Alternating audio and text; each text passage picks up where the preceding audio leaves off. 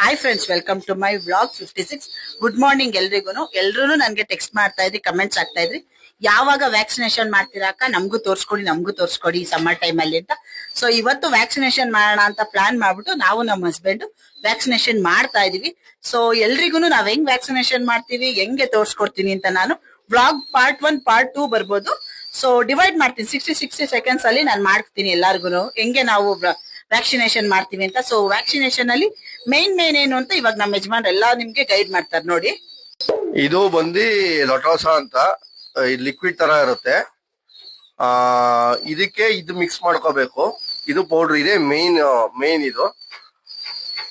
ಇದರಲ್ಲಿ ಇದು ಹೆಂಗೆ ಯೂಸ್ ಮಾಡೋದು ಅಂತ ತೋರಿಸ್ತೀನಿ. ಈಗ ಮೆಡಿಕಲ್ ಶಾಪ್ ಹೋಗಿ ಲೊಟೋಸಾ ಕೊಡಿ ಅಂದ್ರೆ ಸಾಕಲ್ಲ, ಲೊಟೋಸಾ ಕೊಡಿ ಅಂತ ಹೇಳಿ. ಅದರಲ್ಲಿ ಲೊಟೋಸಾ ಕೊಡಿ ಅಂತಂದ್ರೆ 2 ತರ ಇದೆ. ಒಂದ್ ಚಳಿಗೊಂದ್ ಮಾಡ್ತಾರೆ, ಬಿಸಿಲಿಗೊಂದ್ ಮಾಡ್ತಾರೆ.